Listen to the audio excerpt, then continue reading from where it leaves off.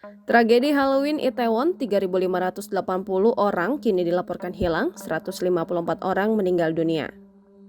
Tragedi Halloween Itaewon kini terus menambah jumlah korbannya. Diketahui ada 3.580 orang yang kini dilaporkan hilang usai tragedi Halloween Itaewon. Tak hanya cukup sampai di situ, 154 orang dikabarkan meninggal dunia akibat tragedi Halloween Itaewon.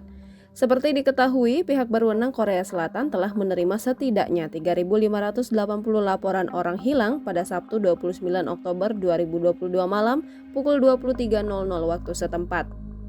Laporan ini menyusul tragedi mematikan yang terjadi pada perayaan pesta Halloween di Itaewon, Seoul, yang menewaskan sedikitnya 154 orang. Pemerintah metropolitan kota Seoul mengatakan telah menyiapkan ruang situasi darurat terkait insiden tersebut di pusat komunitas terdekat. Selain itu juga akan menerima laporan melalui kunjungan dan panggilan telepon.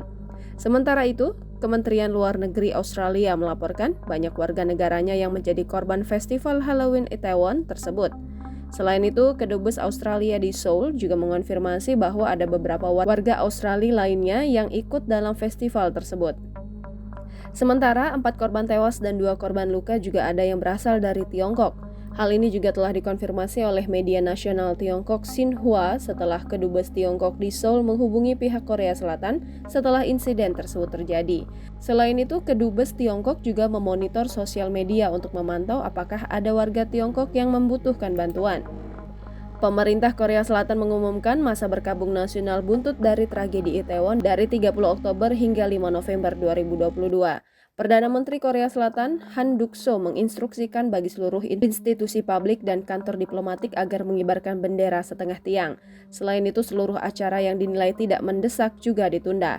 Han menambahkan seluruh pelayanan publik serta pegawai institusi publik wajib mengenakan pita sebagai ungkapan duka cita selama masa berkabung dilakukan.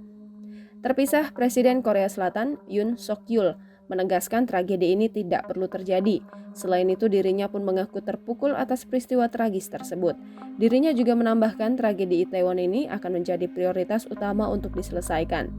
Yoon menambahkan pihaknya akan membantu seluruh persiapan pemakaman dan perawatan maksimal bagi korban luka, termasuk dengan menugaskan para petugas publik untuk merekrut pegawai kesehatannya sendiri.